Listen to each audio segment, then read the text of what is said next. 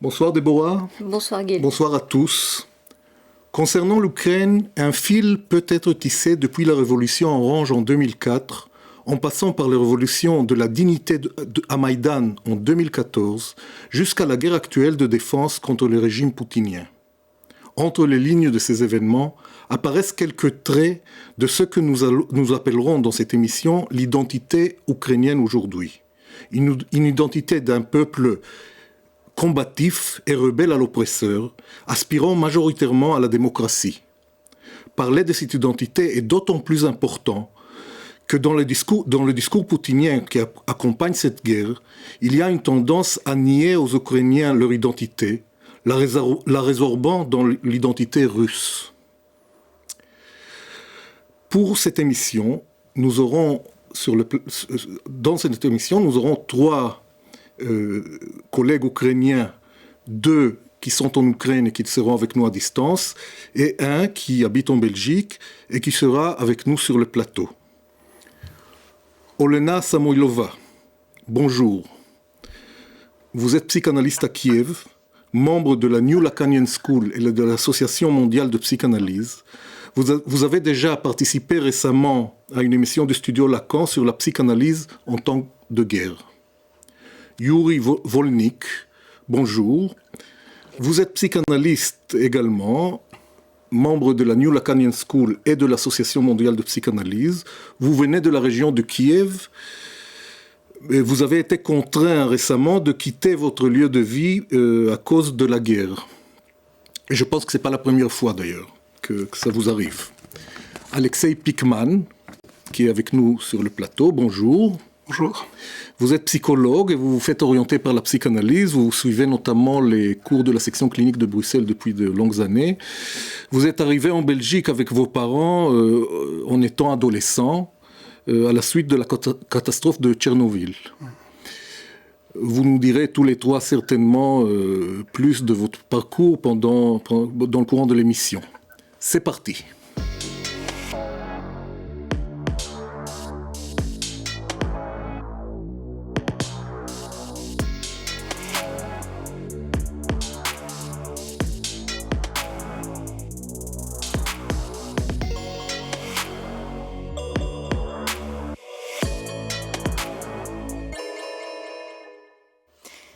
Alexei, bonsoir. Yuri, Olena, bonsoir également. Peut-être pour entamer cette discussion, une première question qui a trait à l'endroit dont vous parlez chacun, puisque ce n'est pas le même lieu et ça a sans doute une incidence sur la manière dont les événements vous affectent. C'est même sûr. Est-ce que vous pourriez, pour cette première question, nous dire un petit peu de quel lieu vous parlez, et peut-être que ça nous donnera aussi une première indication sur le rapport que vous entretenez à l'identité ukrainienne ou votre manière d'être ukrainien. Qui veut commencer? Peut-être Yuri, Olena, Alexei? Olena. D'accord. Allez-y. En ce moment, je suis à Kiev. Et je suis de Kiev, c'est ma vie natale. Ma vie est liée à cette ville. Et je peux dire que mon identité, c'est pas du tout la question ethnique. J'ai des racines ethniques différentes. Les Russes, mon père est russe, ma mère est aussi allemande et ukrainienne. J'ai aussi des racines géorgiennes. Donc peut-être c'est pas l'identité. La question d'identité, c'est toujours touche une très belle question. Qui suis-je? Mais pour moi, c'est plutôt la question est-ce que je suis? Et ma vie, quand j'étais adolescente, par exemple, je pensais c'était la chute de l'Union soviétique, la deuxième crise dans ma vie après Tchernobyl. Je pensais partir. J'apprenais les langues étrangères. Mais quand j'ai commencé à travailler, quand je me mariais, c'était plutôt pour moi une réponse que quand même ma vie peut être ici aussi. Je peux faire mon travail. C'est aussi mes amis, c'est ma famille, c'est les patients. Et donc, comment je peux quitter? Pour moi, c'est quelque chose que je n'imagine pas. Donc, j'imagine, c'est comme on dit, il ne faut pas jamais dire jamais, mais ma volonté, c'est rester ici et faire le travail ici, dans ma vie natale. Comment ça se passe pour vous en ce moment, justement, Olena? Pour moi, je continue de travailler. Donc, je fréquente à l'école où je travaille 2 fois par semaine pour rencontrer les enfants qui sont en abri. Je continue le travail avec mes patients en ligne un peu et demain je souhaite venir à mon cabinet même. Donc il y a des choses à faire. Il y a toujours des choses à faire ici. Donc pour moi il n'y a pas de raison de quitter. Yuri, oui. Peut-être est-ce que vous voulez nous dire un mot du lieu duquel vous nous parlez? Oui. D'abord, je voudrais dire que je suis né à Voroslavgrad. Avant l'époque stalinienne, la ville s'appelait Lugansk. Et en 1990, Voroslavgrad a pris son nom original et est revenu à Lugansk. Cette ville est le centre administratif d'une région avoisinant 3 régions de la Fédération de Russie, à savoir les régions de Rostov, la région de Voronezh et la région de Belgorod. La plupart de la population parle en dialecte russe, mais dans les villages, on parle ukrainien. Dans mes veines coule à la fois du sang russe, ukrainien et polonais. Mon père est né à Kerch, à Crimée. Mon grand-père était un marin militaire. Ma mère a des régions ukrainiennes et polonaises. J'ai fait mon étude à l'école russe. En fait, à l'époque, il n'y avait presque l'école ukrainienne. Et l'enseignement en ukrainien, c'est seulement répandu après l'effondrement de l'URSS et après la création de la République d'Ukraine en tant que l'État souverain. Et dans ma jeunesse, je me définis comme cosmopolite. Mais lorsqu'en 2003, je suis venu en France et en Belgique pour y effectuer mes premiers stages psychanalytiques. Et j'ai fait valoir mon identité ukrainienne. Dans mes échanges avec mes collègues, je disais toujours que la Russie et l'Ukraine, c'est un des États différents, chaque ayant sa propre culture, sa propre histoire. J'avais même préparé une petite conférence sur la culture ukrainienne pour mes collègues et les enfants de l'antenne 110. En 2014, après la révolution de Maïdan, la Russie a provoqué un coup d'État à Lugansk, puis à Donetsk, et a fait venir ses troupes. Et j'ai alors dû quitter Lugansk avec ma famille. J'ai perdu ma maison, mes liens sociaux et mon travail prestigieux. Je venais d'obtenir un poste de chef de grand hôpital. Et j'ai donc dû repartir à zéro et j'ai recommencé ma carrière à Kiev. Juste avant la révolution de Maïdan, j'avais été élu président du groupe du Champ Freudien et après être arrivé à Kiev, j'ai organisé un séminaire du Champ Freudien, puis en psychanalyse avec nos collègues qui viennent et avec Alena Samoilova, à table un autre ami belge, Philippe Stas. Depuis cette époque-là, nous organisons des séminaires réguliers 2 fois par an avec la participation des psychanalystes membres de l'ANLF et de l'ECR. À présent, j'ai de nouveau été forcé de partir de ma nouvelle maison pour protéger ma famille des bombardements. Et maintenant, je suis en Kamenets-Podolsk. Alors, ce que je retiens de ces 2 premières réponses, c'est que quand on vous pose une question sur votre identité, vous parlez de la question de devoir quitter le lieu de vie. Même si Olena nous dit « mon travail m'a ancré à mon pays », mais vous décrivez... mais quand même, Olena parle de penser de partir. Est-ce que la question s'est posée pour elle? Vous décrivez... on sait maintenant que à 2 reprises vous avez dû quitter le lieu dans lequel vous avez vécu. La première fois à Lugansk, là ça semble être, vous étiez déjà bien installé, vous avez dû quitter. Et là maintenant dans cette guerre, vous êtes de nouveau hors de chez vous. On va voir, on va rester en contact avec vous et on va s'intéresser pour savoir quelle sera l'issue pour vous. Alexei Pikman, peut-être vous pouvez nous parler, puisque vous êtes parti aussi de l'Ukraine.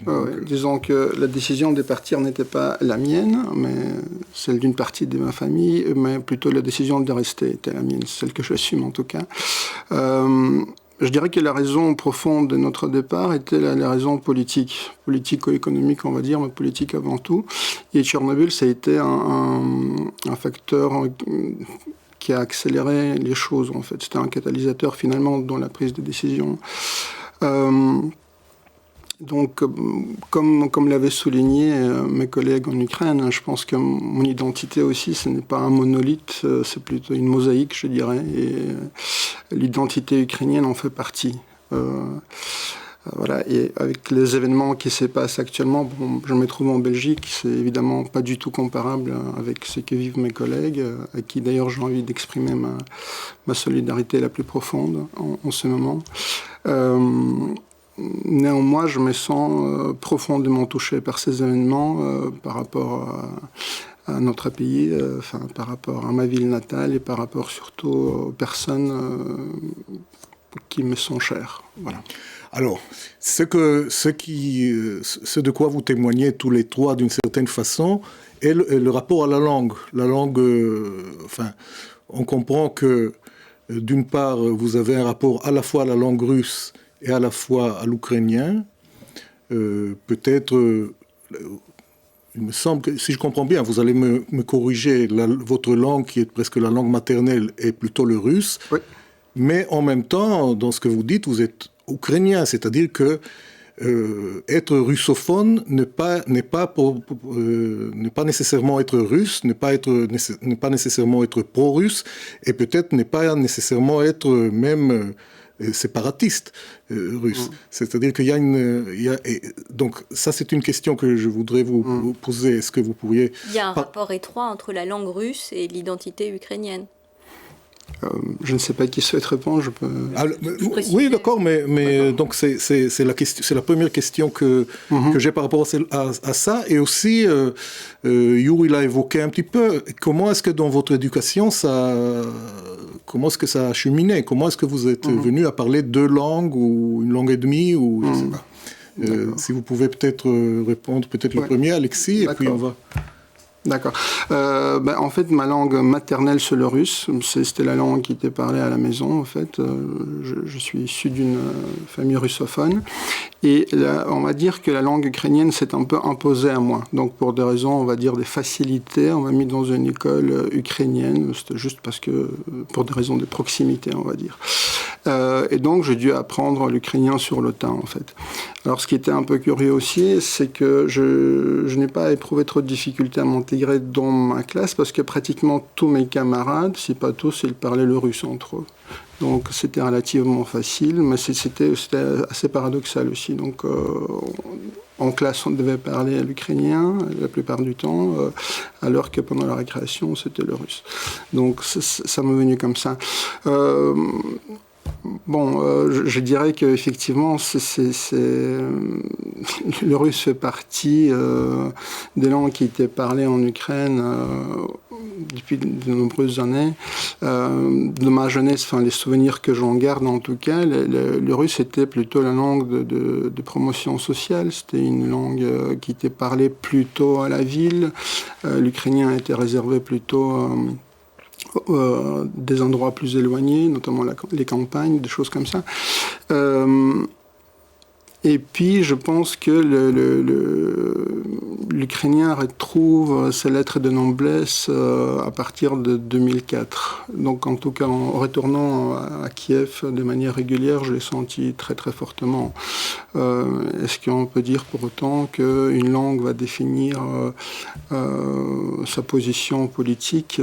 C'est une bonne question. Mais j'ai eu l'impression, en tout cas, il faut voir avec mes collègues qui sont sur place, mais j'ai eu l'impression qu'il y a eu cette tendance à partir de 2014, où effectivement la langue définissait davantage l'identité et peut-être même la position politique. Enfin, j'ai eu cette impression-là de manière très subjective. Oui, alors Olena, est-ce que la langue définit l'identité? Pour moi, pas du tout. Parce que la langue de ma famille est plutôt russe. Quand même, mon grand-père a parlé ukrainien aussi.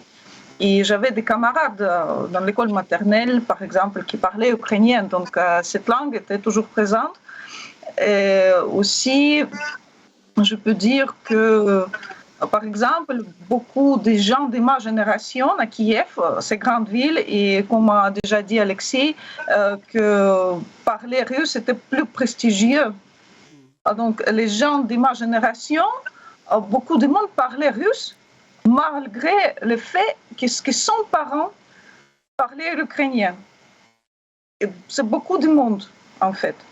Donc, leurs parents sont venus à Kiev dans les années 60, par exemple, des villages, des petits villages, où les gens parlent plutôt ukrainien, mais leurs enfants parlaient russe. Et ce que je rencontrais, c'est déjà fin des années 90, début de 2000, quand ces gens qui parlaient russe de ma génération ont commencé à parler avec leurs enfants déjà en ukrainien. Ce n'était pas grande partie, c'était certaines familles, mais c'est juste qu'après 2014 et aussi après, on peut dire que plus de gens, de jeunes des régions de l'Ouest maintenant viennent à Kiev. Et à l'Ouest, c'est plutôt ukrainien. À l'Ouest, c'est les gens qui sont mal à l'aise avec russe. Et par exemple, je connais beaucoup de gens aussi qui faisaient ces études ici à Kiev et qui parlent de certaines discriminations envers eux à l'époque plus ancienne. Parce que ce que je comprends, c'est que la langue russe a été imposée par le régime soviétique, a été imposée d'une certaine façon pour diluer l'identité nationale ukrainienne. Oui, c'est bien ça. C'est aussi à cause du déplacement du peuple, qui est la pratique très courante à l'Union soviétique, quand les gens d'une région, d'une république ont parti à l'autre, et c'était plutôt les Russes qui étaient partis aux autres républiques. Et par exemple, la région de Lugansk, d'où est Yuri, à l'époque, par exemple, les années 30, c'est la région qui a souffert le plus des famines connues des années 30. La famine de 33, la famine que Staline a oui, c'est imposée, ça. Oui. grande partie des morts sont de cette région. Et après, ce sont les gens de la Russie qui étaient venus pour vivre déjà. Donc cette famine était une forme d'extermination, c'est ça que vous dites, qui a fait qu'après, des Russes sont venus installer dans ces territoires. Le Crimée, c'est la même chose. Les Tatars étaient déplacés totalement comme le peuple parce que sous le prétexte qu'ils supportaient les nazis. Donc après la guerre mondiale, tous les Tatars étaient déplacés de Crimée. Et donc oui, c'est vraiment ça que dernière 2-3 générations, ce sont les Russes. Yuri, vous voulez peut-être ajouter un point sur cette question langue et identité? Je peux ajouter un peu. Pour moi, c'est pas la même chose. Identité ukrainienne et la langue russe, parce que pour moi, la langue russe, c'est plutôt le sujet de chantage de Poutine pour diviser notre peuple ukrainien. Et par exemple, pendant cette guerre, les premiers de poids que veut faire le Poutine, c'est faire la langue russe officielle en Ukraine. Pour moi, c'est pour manipuler les gens. Mais je peux dire qu'après la révolution de Maïdan en 2014, beaucoup de mes collègues et mes amis ils sont forcés de déménager de Donetsk et de Lugansk, ils avaient commencé à parler ukrainien. Oui, c'est-à-dire qu'avec le réveil de l'identité ukrainienne, avec le réveil de l'identité ukrainienne, il y a une tendance à se mettre à parler et étudier l'ukrainien. Oui. Alors peut-être qu'on peut poursuivre. Oui. Il y a à la fois la question de la langue, on voit le lien entre la langue et l'identité et les enjeux liés à la langue.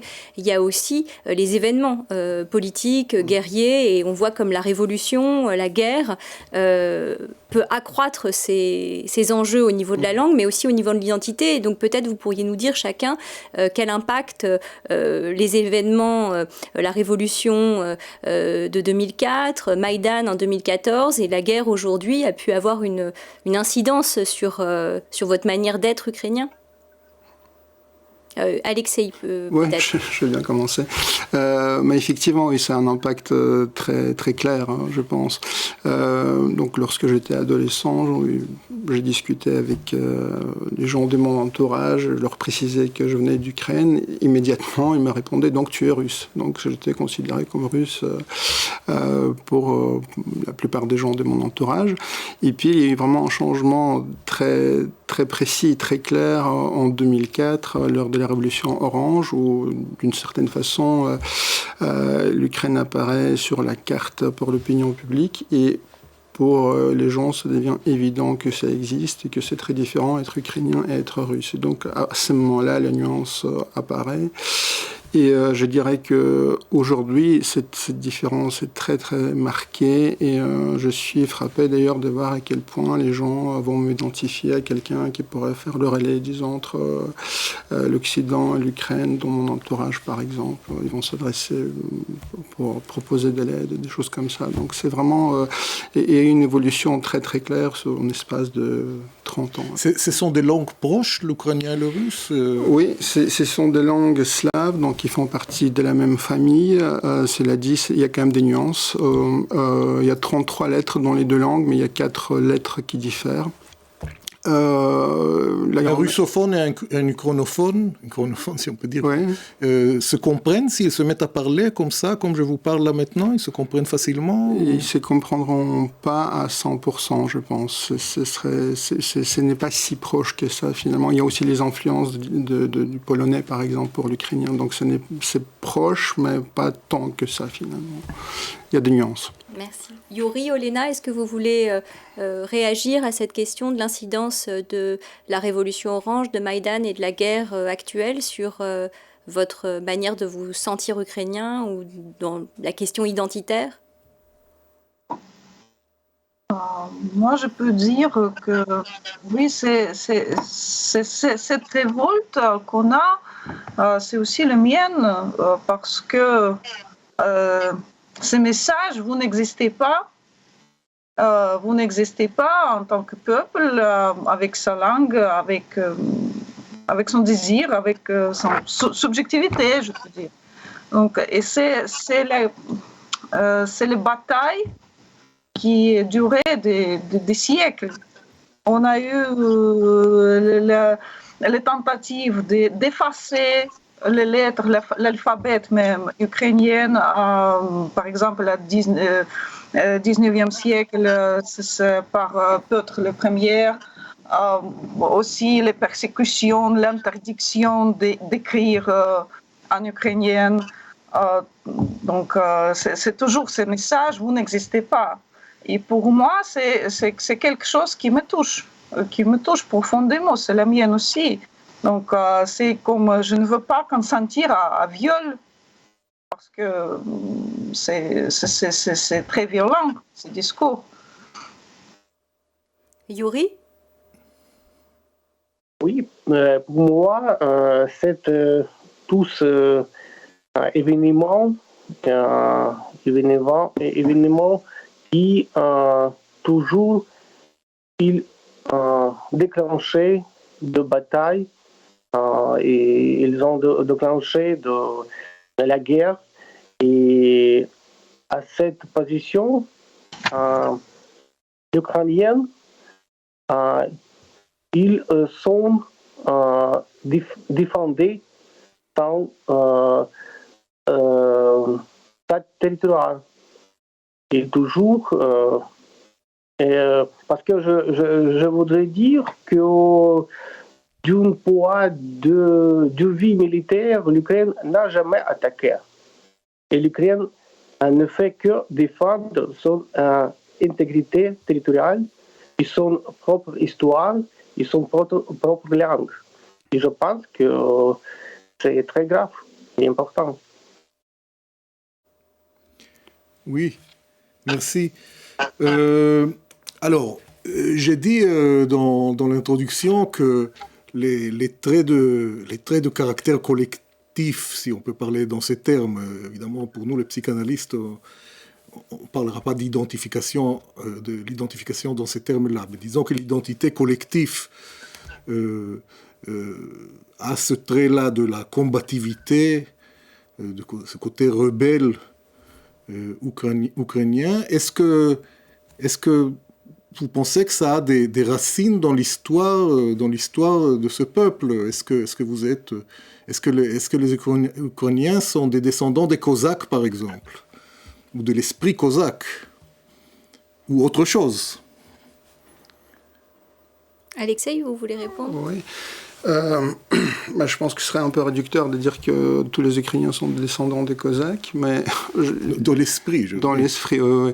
Mais néanmoins, puisqu'on en parle, ce qui me vient à l'instant, c'est l'œuvre de Gogol, en fait. Donc, Taras Bulba, je pense que c'est l'œuvre la plus connue d'un auteur ukrainien en Europe.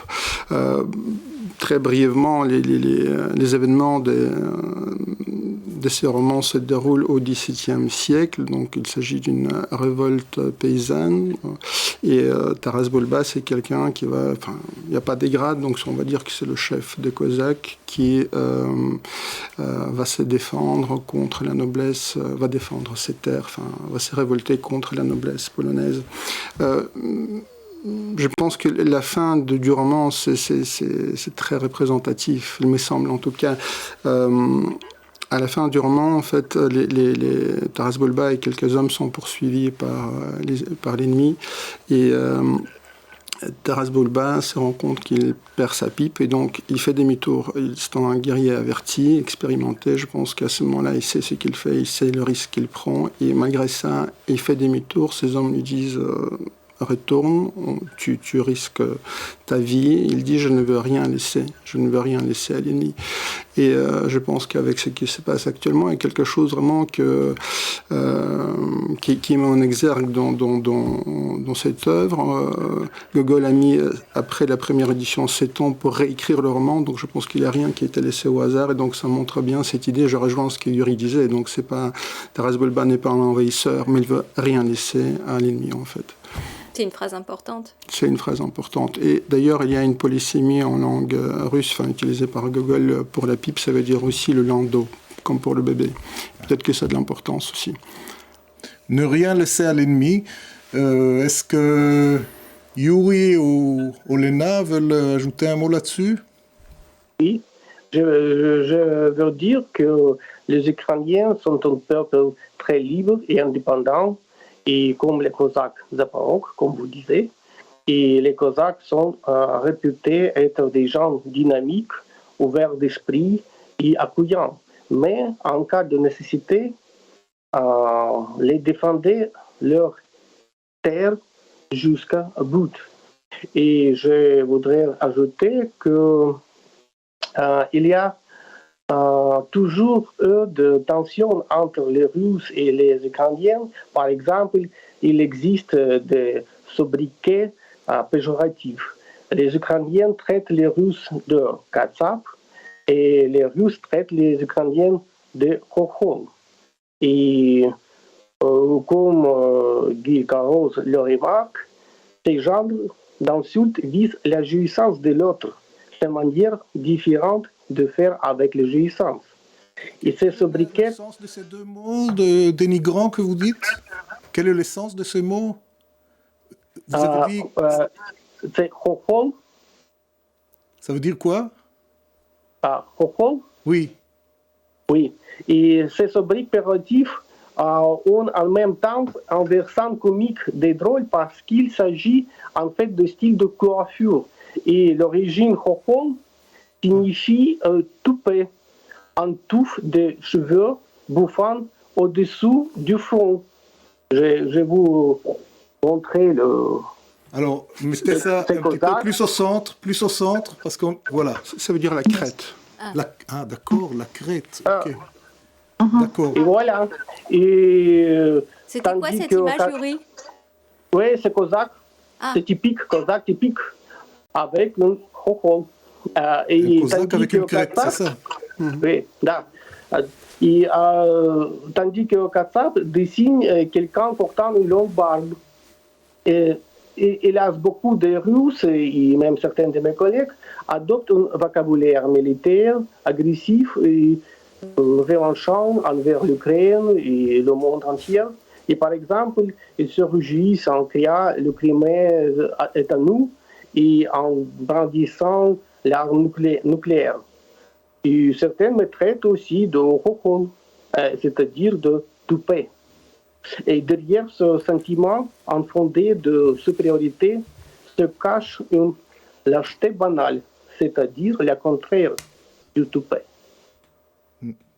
Merci. Est-ce que Olena veut ajouter un mot là-dessus ou... Tout petit mot, que c'est vraiment ça, c'est que même l'Ukraine, à l'époque de l'Empire russe, c'était pas l'Ukraine, c'était comme Malorussia, donc c'est-à-dire la petite Russie. Donc on était toujours traité en tant que petit frère. Mais maintenant, c'est-à-dire que petits frères qui ne sont pas en fait les frères, parce que nous sommes le même peuple. Le même peuple, mais vous êtes quelqu'un qui est perdu, votre culture est de plus bas niveau, donc votre œuvre littéraire, c'est rien. Peut-être, oui, mais on peut dire que, par exemple, c'est juste à cause d'être n'est pas reconnu, je crois. Et, bon. C'est un peu le paradoxe du discours poutinien qui accompagne cette guerre. C'est que d'une part, il dit haut et fort, nous sommes le même peuple, les Russes et les Ukrainiens sont le même peuple, et en même temps, il enclenche une guerre contre ce peuple qui est le même. Enfin, il y a là un paradoxe. Peut-être une question supplémentaire concerne quelque chose que Alexei et Pikman nous a dit quand on a préparé cette émission, c'est que, en tout cas lui-même et Yuri, on ne va pas poser la question de l'âge d'Olena bien sûr, mais que lui-même et Yuri sont de la génération de Zelensky, du président Zelensky. Donc c'est vous qui font partie de cette génération qui parlait de l'identité ukrainienne aujourd'hui. Peut-être ça a une certaine importance. Comment est-ce que vous direz ça? Il a eu la même formation que vous. En fait, pourquoi est-ce que vous avez pointé ça? Si vous pouvez le dire, peut-être vous ne pouvez pas, c'est pas grave. Je peux essayer. Oui, allez-y. Je dirais qu'on fait partie, enfin pour ma part en tout cas, je dirais que c'est une génération qui a connu quand même plusieurs régimes. Il s'est passé énormément de choses en l'espace des 30 ans finalement. Donc je reviens un peu à la question du départ, la question d'identité. Je dirais que là où c'était le plus simple pour ma part, c'était quand j'étais enfant, on était tous soviétiques, les questions ne se posaient pas. Les questions ont commencé à se poser un peu pour moi par la suite, à l'entrée à l'école, où j'ai entendu une autre langue, que la mienne, que celle qui était parlée à la maison, en tout cas, et à plusieurs autres reprises par la suite. Je pense que oui, Zelensky fait partie d'une génération très différente, très différente qui le précédait. Je dirais aussi que lorsque je retourne en Ukraine actuellement, je suis frappé de voir à quel point la jeunesse, notamment la jeunesse ukrainienne, ressemble à la jeunesse qu'on peut rencontrer à l'Occident. Je pense que moi, étant adolescent, j'étais extrêmement différent de la jeunesse ici, en Europe. Donc je pense qu'il y a vraiment quelque chose, c'est une génération qui a connu différents régimes et je dirais qu'il y a vraiment eu un moment pivot, en fait, j'ai l'impression. C'est peut-être pour ça que j'en ai parlé. D'accord. Et Olena et Yuri, qu'est-ce que vous en dites? Zelensky, une identité nouvelle ou une version nouvelle ou une nouvelle nuance de l'identité ukrainienne? Je pense que Zelensky, quand même, on est tous des mêmes générations. Zelensky est plus jeune parmi nous, Zelensky est plus jeune en fait. Je peux dire que c'est une génération qui a subi cette chute de l'Union soviétique à l'âge très subtil, à l'âge de l'adolescence, de la jeunesse. Donc c'est l'âge quand on tous pose la question sur notre identité. Et il me semble que ça c'est important. C'est un nouveau pays. On y se trouve en sortant de l'enfance, mais pas étant déjà adulte. Donc c'est quelque chose de l'initiative aussi, c'est du désir, comment je peux vivre notre rêve, on mis notre désir, notre volonté à l'avenir était mis peut-être à l'idée de ce nouveau pays. Et pour nous, c'est important de défendre peut-être le désir de jeunesse. Jeunesse, oui. Yuri? Oui, je pense que la même génération,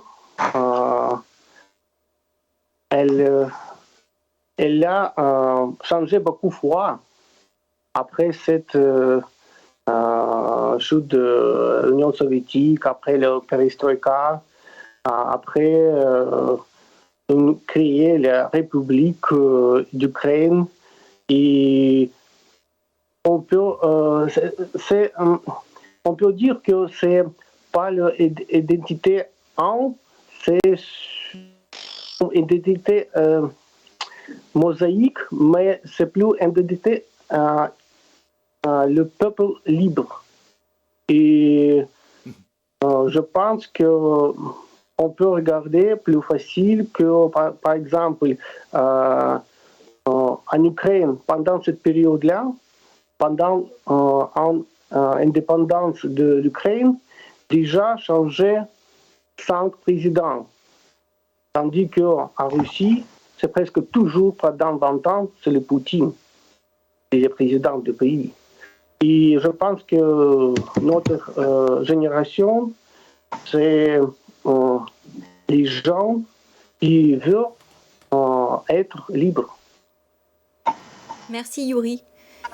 Il nous reste peut-être à vous remercier chacun d'avoir participé à cette édition spéciale de Studio Lacan.